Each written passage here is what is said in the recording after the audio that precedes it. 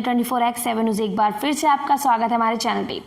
का गुस्सा झेलकर भी किया इजरायली पीएम का स्वागत। जी हां, इजरायली और फिलिस्तीन के बीच लगातार संघर्ष की स्थिति बनी हुई है।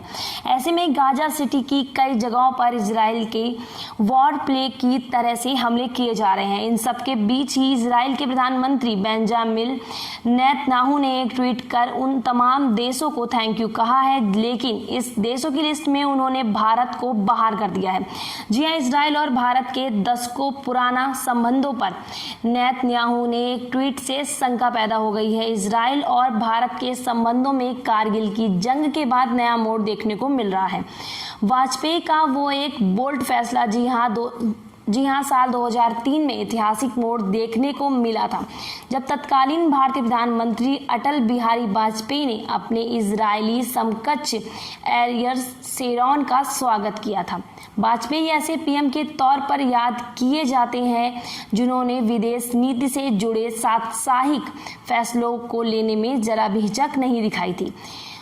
उनके ऐसे ही साप्ताहिक फैसलों में शुमार था इजराइल के पूर्व पीएम एरियल शेरोन को भारत आने के लिए इनवाइट करना।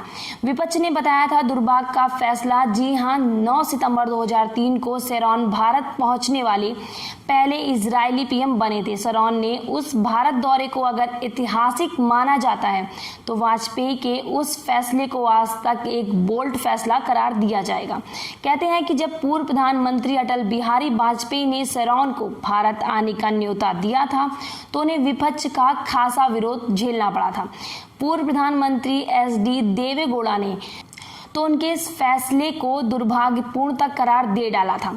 मगर आज जब इजराइल ने वाजपेयी को उस भारतीय नेता के तौर पर देखा जाता है जिनके संबंधों में नई जान फूंकी थी।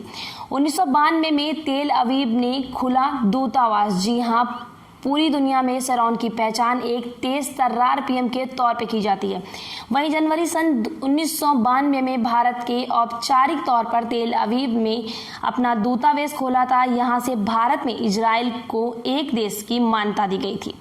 एक पेंच था, इजराइल तो भारत का इतना करीबी होने का दावा करता था कि लेकिन भारत हमेशा इजराइल के साथ अपने संबंधों को ज़्यादा तहजीर देने से बचता था। मुंबई में सिर्फ एक इजरायली काउंसलर ऑफिस के साथ भारत संबंधों को चला रहा था और ज़्यादातर संबंध सिर्फ वाणिज्य थे।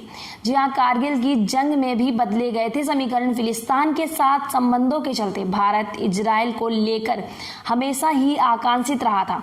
अरब देशों के साथ संबंध ना बिगड़ने पाए, इसलिए हमेशा फूक कर कदम रखता था। वर्ष 1992 के बाद 1999 का दौर ऐसा समय था जब भारत और इजराइल फिर से करीब आए थे। भारत की विदेश नीति में अमेरिका और इजराइल के साथ संबंधों को गहरा करने पर जोर दिया गया था। इसी समय कारगिल की जंग भी हुई थी। इजराइल भारत का एक मददगार साथी बनकर उभरा था। कहते हैं कि अगर इजराइल ने भारत की मदद ना की होती तो शायद उस जंग में इंडियन आर्मी की मुश्किलें और भी ज़्यादा बढ़ गई होती। इजराइल बना था हथियार सप्लाई करने वाला देश। जी हाँ, इजराइल इसके बाद भारत के लिए हथियार सप्लाई करने वाले एक बड़े देश की तब्दील हो गई थी।